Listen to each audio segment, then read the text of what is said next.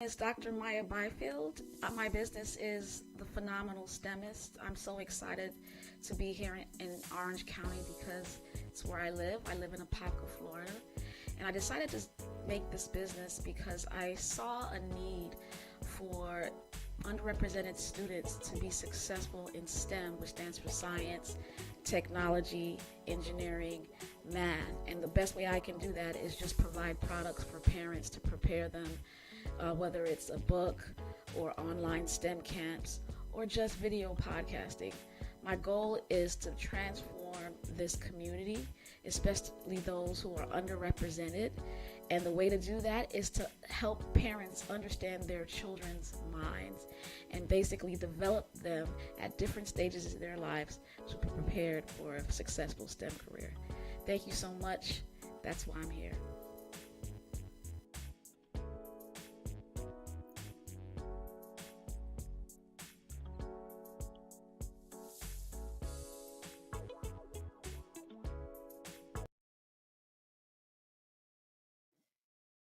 Hey everyone. Hello, hello, hello. Hi. I'm glad you like it. Listen, Dr. Nehemiah, engineer extraordinaire, when are you going to come on my show? I got to get you from the Phenomenal STEM at first Sundays. We definitely have to get together. Um, I love what you're doing. Excited about what you're doing. Good to see you. Listen, welcome to Phenomenal Financial Freedom. Hello, everyone. New time. New time, 8:15, no longer 6 p.m. No longer 6 p.m. Why? Because things have changed. Things have changed. I no longer, for some of you who know me, I'm saddened by the fact that I tore my meniscus and I am no longer able to play volleyball. So I have a water, my orthopedic doctor said I have to do cycling and water aerobics. So I went to my first water aerobics class today and it was pretty good. It's old people exercise now. Cool, cool, cool, cool. Let's do it. I'll be in touch. I'll be in touch. Listen, listen. I'm going to get right into it because I see Paul Coleman watching. And I want you to know, see, there you go, P. Paul, I'm so depressed about it.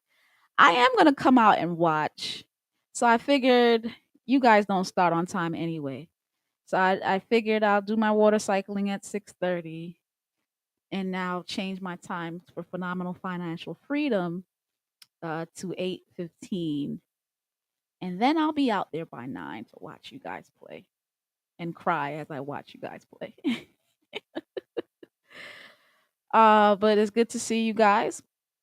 Tonight's topic is, are you financially literate? So I've been reading a couple of articles about the fact that Americans in general score on average less than 50% on financial literacy quizzes. What does that mean? That means that means okay, okay. Well, I'm glad you're watching. I'm glad you're watching. We can talk here. What it means is that they're failing. Americans, we are failing at understanding financial literacy. Um, and then, of course, I read an article at you know falling far behind in one part of financial literacy in terms of investing. African Americans are lagging way behind, even though they're starting to get new interest. And so, my passion is to be a bridge for the underrepresented in science, technology, engineering, math, math, which is heavily involved in finance. So, phenomenal financial freedom is here to empower people in regards to being successful and financially free. So, I looked up the five core. I did a quiz myself. I did a financial literacy quiz myself, and I got a 83%. So I didn't get 100%. I got a 5 out of 6, pretty good. And I can't believe I missed the last one. It was about bonds, and for some reason I thought wrong. But so I deserved the 83%. I got it wrong, fair and square. It wasn't a trick question, and I outscored Florida.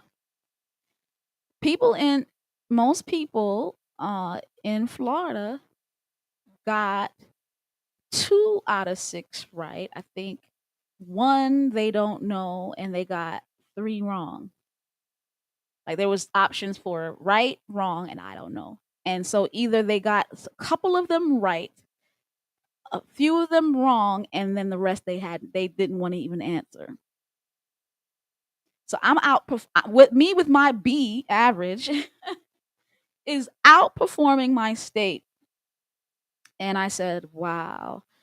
Well, what am I going to do about it? Hey, I'm a problem solver. I believe that we can solve this problem by educating people on financial literacy. Like, what does it mean to be financially literate? So I love that if you join my phenomenal financial freedom group on Facebook, or if you click the link in the description, that is a Canvas course called Money Counts. It's a Penn State free financial course. And it's basically 5 chapters. You just read it. You could read that course. You can do that. I did that course in literally like an hour. Just read it's 5 chapters, I think, and you just read it. So I'm reading chapter one. I encourage you guys to read the other chapters. Just click the link in the bio. You can see you can just read the chapters 1 through 5. But today I'm going to talk about the 5 core competencies of financial literacy. Literacy means to be in knowledge of, right? Have full knowledge of, able to read, right? Financial literacy is basically are you knowledgeable in the financial industry of your country? And so there are 5 core competencies. We're going to go over it today, and then I'm going to let you go. What are the 5 core competencies of financial literacy? Number 1, earning, saving and investing, spending, borrowing, and protecting. Let's go over it. Earning and saving and investing. Um, where do I get this test, Paul? Sorry. Where do I get this test? You just Google financial literacy test, or you can join Phenomenal Financial Freedom, my group on Facebook, and I literally posted it this week. So usually the week prior to Wednesday, I'm gonna be posting a lot of things that have to do. Those of you who are on LinkedIn and my regular Facebook page, you don't see this. You would have to join. It's a public group. It's not like any requirement or anything attached to it. You would have to join Phenomenal Financial Freedom on my Facebook page to see me posting articles all week long about the topic that I will discuss. I picked one of the exams. I actually took two exams, and I got 80 on both. So I got one wrong for one thing. So I said, okay, I'm a B average in financial literacy. I got to up my game. How am I running a show called Phenomenal Financial Freedom, and I'm not getting 100%? Well, I guess I'm not. I'm a biologist. I'm a biologist entering the game of understanding financial literacy for my own freedom. And of course, anytime I want to learn something for myself, I got to teach others. That's just my nature. That's my nature. So go on Phenomenal Financial Freedom Group, and there's a link to the test. Or just Google financial literacy, and there's like a couple of free quizzes. Yeah, yeah.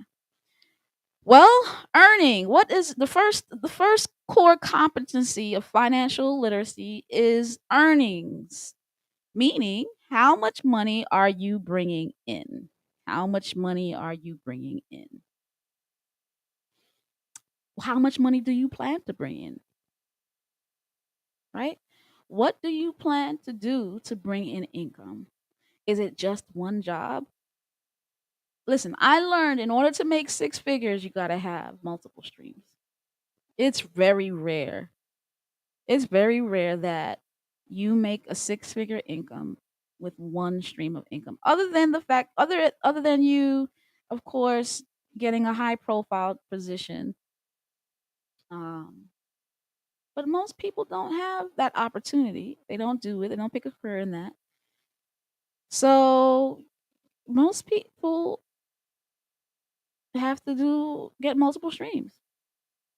Or if you want to make six figures or more, or like a lot of, and it depends on the situation. Like you could be in a regular small, big city, and six figures is not enough. So six figures are not the same as the past. But in most parts of the country, six figures is good money. You have to work a lot to make it. So the best way to make six figures is working little.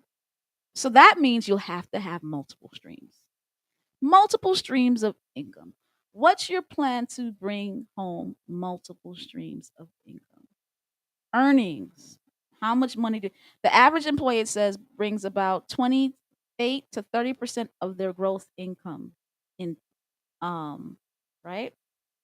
Based on how much, like, do you know your deductions? Do you know how much you're paying in taxes? You got to take out for the HSA, the Roth IRA, the 401k. Like, how much money are you bringing in? Do you know? And are you making plans for it? Number two, saving and investing. We're talking about the five core competencies of financial literacy and how important it is that you have a good understanding of all five, right? When you're in college, you need to decide how much you plan to make because that will determine how much you should borrow. We'll get to that a little later.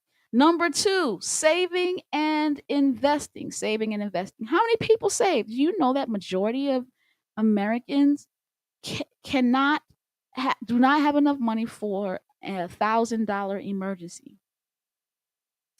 $1,000 emergency. You're a business owner. Shout out to the business owners. You work like crazy, huh? You work like crazy. You're a business owner. Yeah. In order to make a lot of money, you have to work a lot. Unless you just do multiple streams of income that don't involve you working a lot. Passive income is what they call it. That's right. Residual income. Yeah, yeah, yeah, yeah. Saving and investing. Saving and investing. So yeah, most people don't have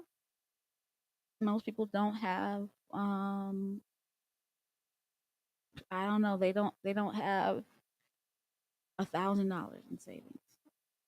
They're not they Most people are afraid of retiring. Why? Because people don't know how to save. What does it mean to save? It literally means to make sure that you take out money out of your check before you see it. Before you see it. The Penn State's car says pay yourself first. You know my mantra: pay yourself second. I do believe in returning a faithful tithe and offering, no matter what Creflo Dollar says. I don't believe in hustling the people. I wonder if he's gonna be like Zacchaeus and give up the half of his kingdom. Anyway, what y'all think about that? Anyway, pay yourself second. Give to charity. I do believe in that. Giving to charity. But then the majority of your money, I don't believe you give all the charity. The majority of your money, you have to steward it properly and you have to then put your money away before you see it. If you spend your retirement money, a lot of people say, I don't have enough money to put away into a Roth IRA or for that means you're living outside of your means. You need to pay yourself before you pay anybody, before you take out credit cards. If you can't put away money for investment accounts, you can't afford the thing you're taking out a credit card for. Saving is a must, at least 25% of your income. If you say to yourself, I can't afford, think about if you make $50,000, how much is 20%? Let's do this math. Let's do this math. If you make $50,000 a year, how much is 25% of your income? Right? 50,000. Well, 5,000 is 10%. 10,000 is 20%, right? So 12,500. 12,000. There it goes. Quick, fast, and hurry. That's math. 12,500. How much is that a month? Well, there's 12 months in a year. That's about $1,050 or so. Can you put away 1,000? That's somebody who gets paid $50,000 a year. Could you put away $1,000, $500 in a Roth IRA, $500 up to the company match in the 401k, $200 in the HSA account, your health savings account? That's what I love those if you're eligible, especially, right? Could you do it? If you can't do it, if the answer is no, you are overspending in things that are not priority. You are living out, you are making decisions. You are making decisions outside of your means. If you can't put away 25% off the top because you have to pay this bill and this bill and this bill, it's time to cut the cable. It's time to cut the cable. It's it's time to drop a hoopty. What else y'all pay money for? It's time to quit Starbucks. Like, what else you waste money on? Starbucks should not be getting part of that 12,500 before you. That's I mean, it's really as simple as that. It's really as simple as that. Maya, you say Maya, it's not that simple. It's really as simple as that. It's really as simple as that. And you don't want to just save in an account. You want to save in things that beat inflation. Do you understand the concept of inflation? Do you understand that it says 8% inflation? That means that somebody who made $100,000 this year could only use that money on $92,000. They lost $8,000. So if you put money in a bank that's only making 0.01%, you're literally losing money just sitting there in a regular savings account. Should you have emergency funds? Yes. But you have to put your money in vehicles that beat the inflation, that basically make more than the 8% loss. You need to make money on your money so it covers the 8% loss, the 2% loss. So it's not just any kind of saving, it's saving and investing. You got to learn this stuff, guys. Number 3, the 5 tenets of financial literacy. Number 3, spending. Lord, spending is probably the most important concept because it's your behavior. How much money are you spending? Do you know what you need versus want? What are have you put in categories needs versus wants? You need to save. You need to invest. You need food, clothing, and shelter. Do you need Starbucks, Jordans, and luxury apartments? No, you don't need that. You need food, clothing, and shelter. Post your 10%. Listen, you can spend as much money as you want on other things as long as you make your 25% in. And I think it's even more. Right? Knowing what you need versus want. How do you know what you need versus want? The best thing is to budget. Have you been able to establish a budget? Do you have a budget?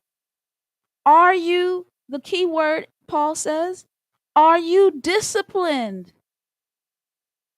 Are you disciplined to go with that budget? Meaning you said, I am only going to spend $300 on groceries this each month. When you get to 250, do you go ahead and spend the $400 that you don't have? Or are you disciplined to say, I can only spend 50 more dollars? Did you create a budget, and will you be disciplined to stick to it? Budget is necessary to manage spending.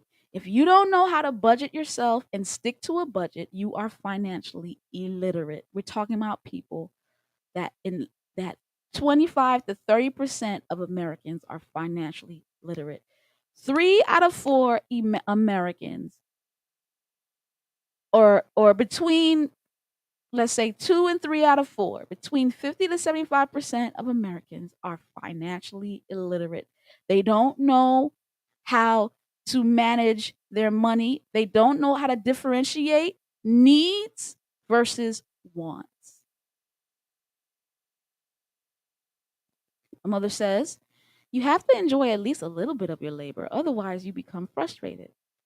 Does work to live, or do you live? I guess, do you live to work or work to live? That is a great point. But I'm asking,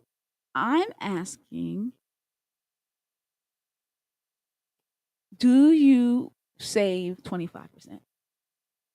I'm not asking you to save. I'm not asking you to save 100%. I'm asking you to save 25%. You can spend 10% on travel, or you can do other things. Do we live to work or work to live? Listen, we live, and we must be able to do a lot of great things. Absolutely.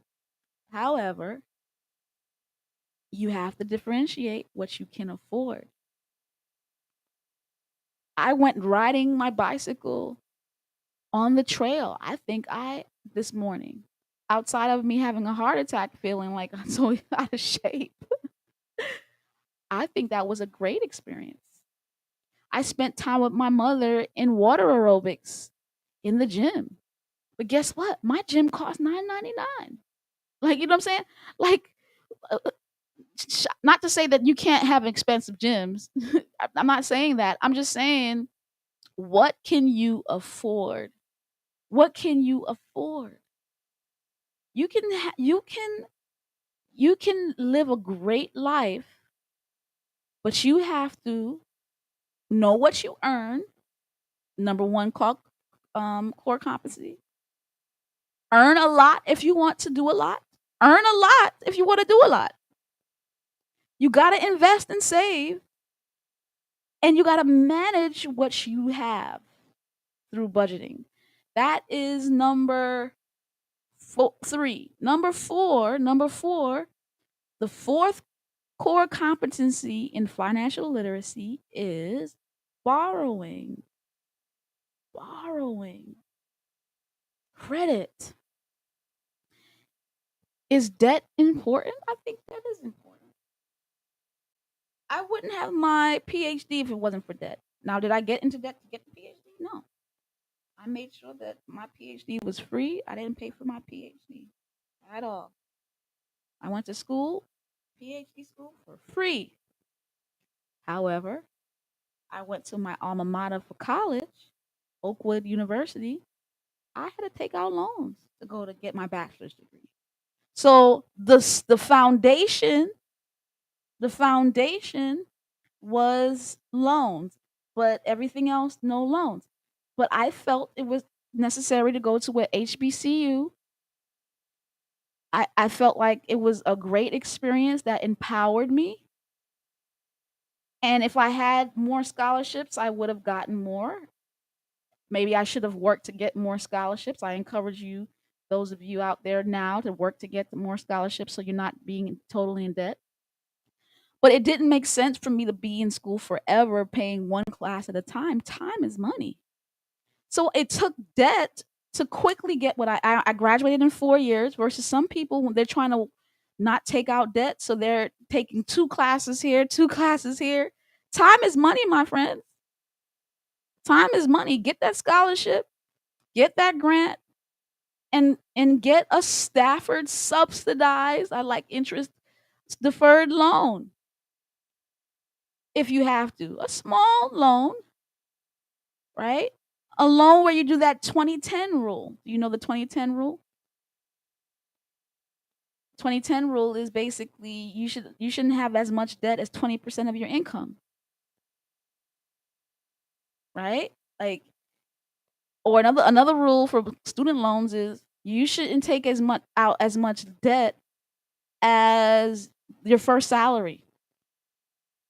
So if you're going to be a teacher, I saw some place where a teacher was making $42,000 a year. I almost flipped my wig. Couldn't believe it. I feel like all teachers should just quit. Like, and so that the industry can put respect on education to give them more pay. But let's say you want to serve the community, you want to be a teacher in a low income community, and you're only getting paid $40,000 a year. That means you should only have $40,000 in debt. You shouldn't go off and get $200,000 in debt trying to get a $40,000 job. You see, that's the rule. And I'm talking about $40,000 over 4 years. The rule is you shouldn't take out in debt as much as your first year pay. So if you plan to get your first year pay, you want to be, you're going to be making $200,000, then it's okay to take $200,000 in debt. That's the rule. There's rules to borrowing. You just don't borrow at infinitum. You borrow with investment and asset creation in mind. If you're not creating assets over liabilities, you shouldn't be doing heavy borrowing. You shouldn't be taking out credit card debt for depreciable items. Heavy credit card debt with high levels of interest for items that will depreciate in value.